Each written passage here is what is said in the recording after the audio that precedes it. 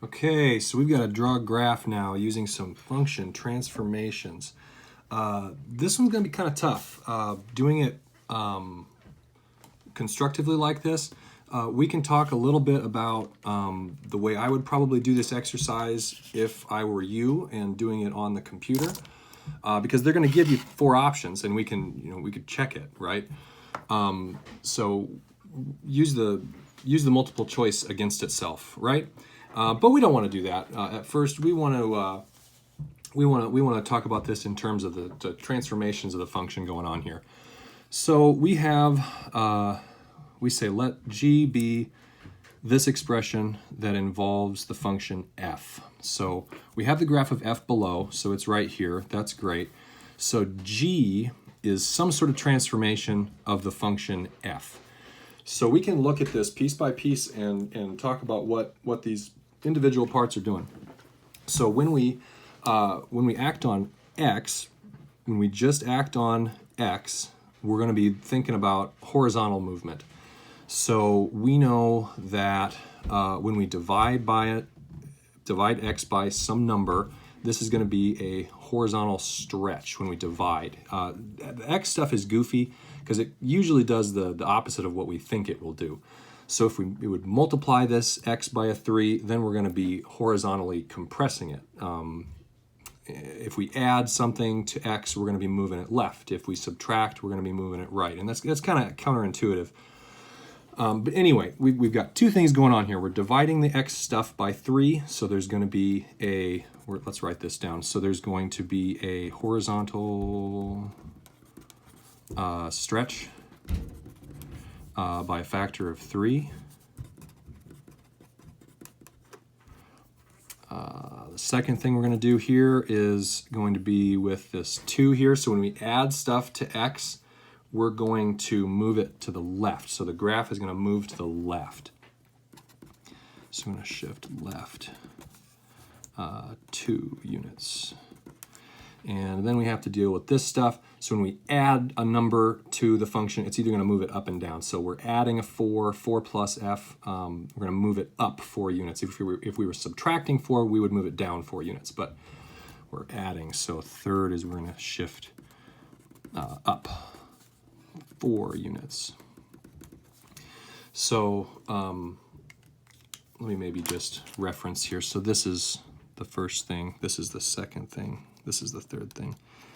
And I'm running the risk of making it too busy. Can't be doing that. Anyway, let's draw this graph. We can maybe do this a little intelligently. We could do it like draw a series of 3 graphs and just do 1, 1, 1, 1, 2, 3 on each one. But what I would do if I were you, we can organize ourselves and do it all in one step. So I can take all of these points that I have, and maybe I'll organize myself like this: 0, 2, 3, 4, 4, 0. And then we can do the actions here. So the first action we're going to do is we're going to have a horizontal stretch by a factor of 3. So what that means is we're going to take all of our x values for all the points and we're going to multiply them all by 3. So we can do that. 0 times 3, that's, well, 0. 2 doesn't change. 3 by a factor of 3, that's going to be 9. And then the 4 won't change yet. And then 4 times 3 would be 12. And the 0 is not going to go anywhere. All right, so the first action was that horizontal stretch by a factor of 3. And we just multiplied all the x values by 3. Okay, so now we're going to take all these points and we're going to do the next transformation. So we're going to shift everything left 2 units. So we're going to take all these points and just move them left 2 units. So that means we're going to take 2 away from all these x's. So we're going to have negative 2, 2. We're going to have positive 7 rather, 7, 4. And then this one goes left 2 units. We're going to be at 10, 0. Okay, and we have one more transformation to do. We're going to shift everything up 4 units. So everything moves up 4 units, and we can totally do that. So up, we're finally going to do something to the y-coordinate. All right, so we're just going to add 4 to all these y-coordinates. So we've got negative 2, 6. We've got 7, 8. We got 10, 4. So now, 10, 4. So now here are our points that are going to be on our final graph. shift this up a little bit and we can draw a nice picture. I kind of want to leave it so that I can see that one when we're done. So we got to go all the way to 10. That's not too far. All right, 1, 2, 3, 4, 5, 6, 7, 8, 9, 10. Whoop. 4, 1, 2, 3, 4, 5, 6, 7, 8. We need to go all the way up there. And we need to go to -2. So -2, 1, 2, 3, 4, 5, 6. Boop. 7, 8. So we got 1, 2, 3, 4, 5, 6, 7. Goes with 8. 1, 2, 3, 4, 5, 6, 7, 8. So 7, 8. Maybe I'll label these. And then 10, 4. So we got 1, 2, 3, 4, 5, 6, 7, 8, 9, 10. 1, 2, 3, 4. So there's 10, 4. All right, and now we can take all the rest of those points with us. All right, so we have the graph here. This is the graph of y equal g of x. And again, I don't want to risk, again, making it too busy, but I do want to separate. This is our graph, right? Okay, well, I did want to make it so we could see them both at the same time because we want to check ourselves, right? We want to make sure that we did it right. Let me just copy down what g was. G of x is 4 plus f of x plus 2 over 3. All right, so we want to check ourselves. We want to make sure we did this right.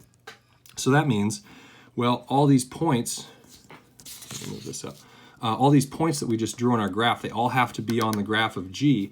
And we know that when we use that language, what we're meaning is for a point to be on the graph of a function, that means if I plug that point in, it makes it a true statement. That's what it means to be on a graph. We plug it in, it makes it true. So that's how we're going to check ourselves real quick here.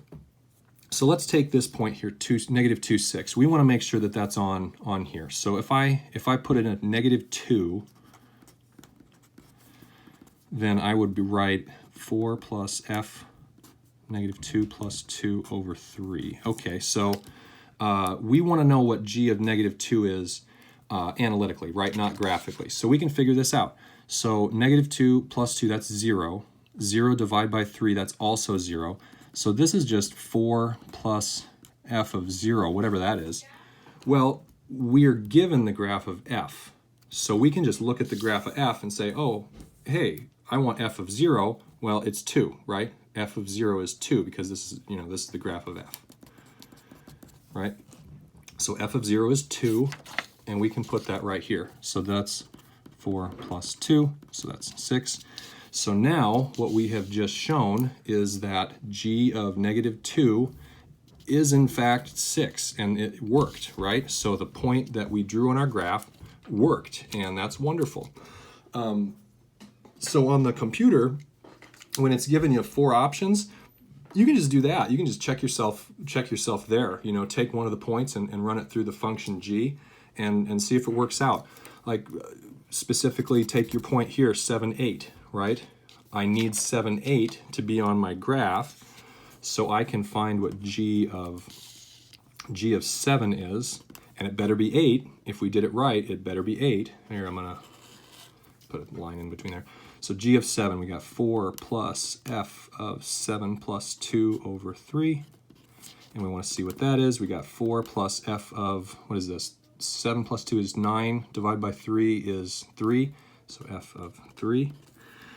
So again, we have f of 3 here. We can use now the graph of f up here to find what f of 3 is. So we go to 3 on the x-axis and we see that f of 3 is 4. So we can plug a 4 in there. So we got 4 plus 4 is 8. And lo and behold, the point 7, 8 is on the graph of g. And we've shown it both with our graph and we've also shown it analytically there.